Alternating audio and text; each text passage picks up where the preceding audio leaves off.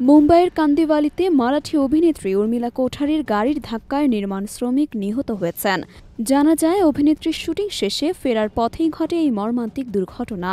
পয়সার মেট্রো স্টেশনের কাছে চলমান নির্মাণ কাজের মধ্যে দ্রুতগতিতে চলা গাড়িটি নিয়ন্ত্রণ হারিয়ে শ্রমিকদের ওপর উঠে যায়। ঘটনাস্থলেই মারা যান এক নির্মাণ শ্রমিক। এ দুর্ঘটনায় আহত হয়েছেন আরও একজন শ্রমিক, যিনি বর্তমানে আশঙ্কাজনক অবস্থায় হাসপাতালে চিকিৎসাধীন। এ সময় সামান্য আহত হন উর্মিলা এবং তার গাড়ি চালকও। প্রাথমিক তদন্তে জানা গেছে, চালকের অসতর্কতা ও গাফলতির কারণেই এই দুর্ঘটনা ঘটেছে। দ্রুতগামী গাড়িটি নিয়ন্ত্রণ হারালে এমন ঘটনা ঘটে। তবে অভিনেত্রী এয়ারব্যাগের কারণে গুরুতর আঘাত থেকে রক্ষা পান।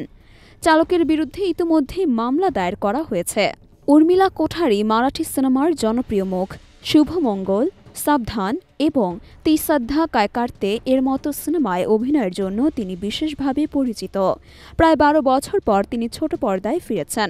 ব্যক্তিগত জীবনে তিনি অভিনেতা ও পরিচালক আদিনাথ কোঠারির স্ত্রী। এই মর্মান্তিক দুর্ঘটনা মুম্বাইয়ের বিনোদন ও সামাজিক অঙ্গনে আলোড়ন তুলেছে। নিহত শ্রমিকের পরিবার ও আহত ব্যক্তির প্রতি সমবেদনা জানিয়েছেন স্থানীয়রা। বিষয়টি আরও তদন্তের দাবি জানিয়েছে সংশ্লিষ্ট মহল।